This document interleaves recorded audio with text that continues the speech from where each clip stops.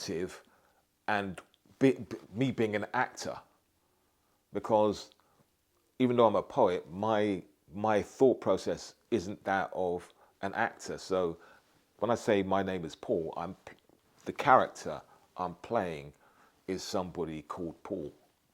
Yeah, so that helped you almost like develop it because you could. It's almost like then you're placing yourself into a space to be Paul for that moment. Yeah, yeah, It yeah. also means you're not taking it fully on as well, like Yeah, the yeah. process, because you had diagnosis and stuff was also involved in that as well, right? There was like early stuff that had happened. I remember seeing the show blurb ages ago because yeah, I just remember like it's quite a heavy like thing to take on, isn't it, and produce. In which case, like you've got to also look after yourself in that process. Yeah, yeah, yeah. And so I did the show and it was well received, and then pretty soon after that, I got diagnosed with like cancer. So that kind of put the brakes on. So having spent, I don't know, 30 years in the area being a creative person, and then I felt I was getting somewhere. Plus, got a connection with the Ark now, which is, I don't know, it's really close to being like an iconic venue. It's really close because the way things are moving now at the Ark it's changed dramatically, and so as I said, I got diagnosed with cancer. That took a long time to recuperate from, and then like on the way, and I felt like I'd slipped down the pecking order. There's lots of poets about, there's lots of creative people about. I'm not at the forefront of people's minds. So then it was a case of the recovery from a personal point of view was quite hard. But then when the riots happened last year, that's a kind of like... Specifically Middlesbrough and Hartlepool ones, or are you talking about like... It was national, but then it came it came to Middlesbrough. And I remember over the years, whenever there's these like right-wing things, they'd always do something Middlesbrough and they'd bus people in. You'd see there's buses of people and they're not from the area. They come in, cause havoc, it gets on the news, and then people bus out again, and people go like, oh, Middlesbrough it's there's a lot of racism, there's a lot of bad stuff, and I was going like, I've seen they bust people in to cause trouble and they bust them out again. Yeah. So and my kids were both born in Middlesbrough. They have northern accents. I've been here 30 years. I feel like I'm part of the infrastructure of the place, especially having been a careers advisor specializing in creative arts. I was the only one who was actually interested in the creative arts when I was doing that. So a lot of people who are creative, in the old days, I would have interviewed them and helped them with their careers in terms of like, okay, you want to be a creative person. Have you thought about this, this, this, and this? You're at point A, you want to get to point Z. This is your skill set. Look at it, try this, this, this, and this. So when the riots happened, and then it came to Middlesbrough, and you saw all that stuff, I took it personally, really. I really did. Yeah. And it was a visceral thing in me, even though I was still a bit ill. It's like I was like, no. And so, as a creative person, what could I do about it? My response, always creative. The news and the media say one thing. I have to counteract that. Yeah. And I have a voice, and I have a reputation, and I have a certain status, so that if I open my mouth and say, hey, it's not like that, and then people go, well, who are you? Well, if you look me up, you go like, oh, I've been in the area 30 years.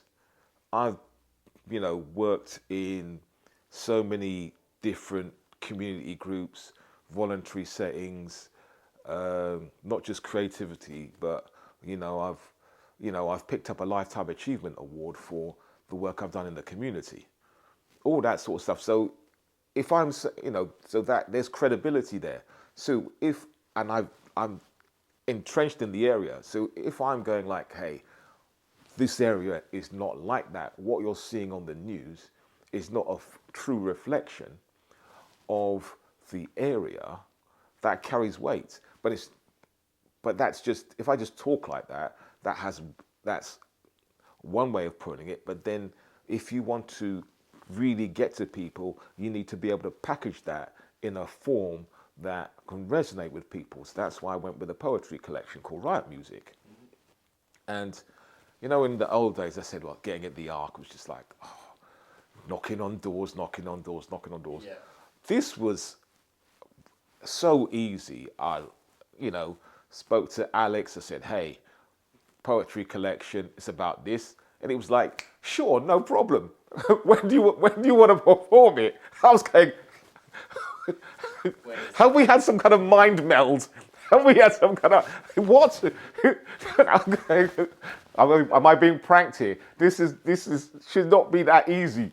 It has not been that easy in the past, but it should be that easy, and you're making it that easy. How did you contact him originally? Did you send him an email, see him in the building, or was it a phone call? Well, originally, what happened, I think he, memory serves me correctly, Alex, when he first came here, he said he wanted to meet all the people who were creative people. And so I actually had a meeting with him, and we sat down at the Ark, and we just had a chat. And I just went like, hey, I do this, and these are my thoughts, and this is what I think of the Ark. I think this is what the Ark could become. And he went, great, wrote it all down, disappeared, and then periodically, you know, we'd have a meeting and he'd go like, what are you up to? And I'd go like, I'm up to this. And then I think he emailed me and he said like, oh, what ideas do you have? And I emailed him back and I went like, well, I'm doing a poetry collection. Well, about the riots. And he said, cool. And so every step of the way, I've gone like, you know, I've been telling him just generally what my ideas are in general. Yeah. And some of them he's gone, I like that. And I like that. So last year, apart from performing Riot Music, the poetry collection, I came into the Ark for a week to try out a theatre piece that I was working on. I just had some ideas and, you know, came in for a week and just tried them out, which is something that I'd always wanted to do and I thought should be able to happen at the Ark quite easily. Yeah. It's just like, oh, I have an idea. I need to have a space to just try it out, even if it's for half a day, to see if it's worth pursuing. Oh, it is worth pursuing. Right. Okay, then I'll go off and, you know, structure it a bit. Or I've tried it for half a day. It's not good enough. I'll scrap that and do something else. Yeah, either way, it's like either, vessel, isn't it? Either way, it's a benefit. So, but if you are a true creative cultural hub, that should be the way it works. No problem. If you only go, we're only going to do things because we have specific funding for it, then you don't actually serve the community properly and you don't get things that actually develop on a long term. Because how many things start off small and then get bigger? Nothing comes out fully formed, does it? Also, as well, if you're at the start of the chain, which is what you were talking about earlier, where we're missing the trick, if you're at the start of the chain, you are also then involved in the whole thing as well. And when you, let's say, like, make a piece of theatre, I would love that piece of theatre to happen here. Yeah. Because why wouldn't I want that? Yeah. Like, from, like, especially even just, like, a local creative point of view. Yeah, yeah. And, like, just, like, even if you think about the archive of culture within Teesside. Absolutely. Like, you want it happening here no matter what. Absolutely. Like, I do like the idea as well that not everything has to go off and, like, bread. Like, even just some stuff making smaller meals and stuff for people is of value. Just isn't documented the same because obviously people go and get awards, etc. But, like, necessarily I'm always like, but how many people engaged with that? Because that's Yeah, the real yeah, yeah. measurement of Yeah. art. You know, it should not be easier for me to get, or anybody, it should not be easier for them to get a gig in Oxford or South Africa or Estonia than at the Arc or Stockton or Middlesbrough when you live in Teesside, Yeah. right? On a fundamental level. It's crazy, And that isn't it? has been an issue in the past. I mean, I'm talking, but I've had this discussion with other people. Yeah. So, but I think, you know, there's the past, and I think lessons have been learned by the management. And from what I've seen, things are moving in a different direction. Yeah, I would also say I think Arts Council are also learning. Like I think not to, I don't know why I'm riding them. I don't get Arts Council funding by proxy working here, but I do think like I've seen stuff change because that allows us to do things because like we have deliverables. You know, if our deliverables match like so like production hub stuff. It's not like a deliverable this year in a lot of Arts Councils, so you'll actually notice a lot of councils and a lot of businesses all doing that kind of thing. In regards to this video, we've talked loads about it. I think that the bit about Alex is great. How did the show go, and what did you think of the involvement of either other areas of ARC, department-wise, producing-wise, etc.? How much involvement did they have in like sort of assisting with it? Well, what you mean the promotion side? Well, not necessarily. Or just, or do you mean, really gnarly that I'm or sat just, here be like, what do you think of the marketing?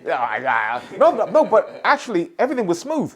Yeah. Everything was smooth because what happened is like, okay, got in touch with me, and everything happened the way it's supposed to happen. Oh, what dates do you have in mind? These are the dates that we have available. Right, pick one. Right, boom, we're going with that one. Fine, are you happy with that? Right, send me some, you know, the art then goes like, send me some pictures, send me the blurb. Right, okay, you send the pictures, you send the blurb. They go like, okay, have you got any other pictures? Da-da-da-da-da. Right, they look at the blurb. Right, okay. Is everybody happy with the blurb? Yes. Okay, it's going online now. Da-da-da-da-da. Okay, I won't make any changes to it. Yes. Tick, tick, tick, tick, tick. All right. Okay, it goes on sale on such and such a date. It's going in the magazine on such and such a date. Fine. Tick, tick, tick. Let's go. How the sales going? Okay, what other promotional things are happening? Which is the way it's supposed to happen. It's like no matter how big or small the event, the professional process behind the scenes is the same, which is the way it's supposed to be. Yeah. I mean, I agree from the point of view of like my work. It's a process more than it is. Like you can't be reactive to everything. You have to have stuff in place to make sure everything gets the same thing. Then there's the right. What else can we do? Which is why I like to see like we have like very fundamental. Let's say like marketing stuff, but every department will have it. Our producing team will have very fundamental things. The programming team now have a lot of capacity, in which case theirs has changed. And the show itself, I wasn't at. But a fair few of the staff actually turned up to watch it as well. Some mutuals as well, and they said it was a wonderful event.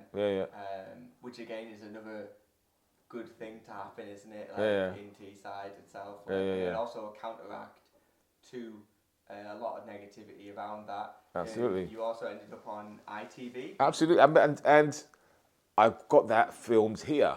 So I got contacted by ITV. And it was the show was on Wednesday. They contacted me on the Friday evening about 6:30, saying, "Okay, hey, we're very interested in this story. We want to film you." And I'm going like, "Okay, well, the best place to film it is where I'm performing, is at the Arc." And you know, they were saying like, "Okay, we'll do a live broadcast from the venue on the Wednesday." And I'm going like, no. Just before I go on, let's not do that. So it was then a case of like trying to contact people to come in and film at the Arc on a Monday morning. And, you know, that I managed to get that done. You know, everybody was super helpful. And so it's a benefit to me. So, you know, I get on ITV News. And also it's a benefit for the Arc because the more people locally and nationally hear about the Arc, what the Arc's doing. So it's a win-win. But if getting back to what I was saying before, if you just go like, hey, we're only going to do stuff if there's funding attached, that thing of the Arc gets seen on ITV News, doesn't happen. Yeah, you're right. Yeah? In a way, yeah, because it's so like, I'm thinking of we've had 3 shows over the last 2 years maybe that have ended up on ITV. Yeah.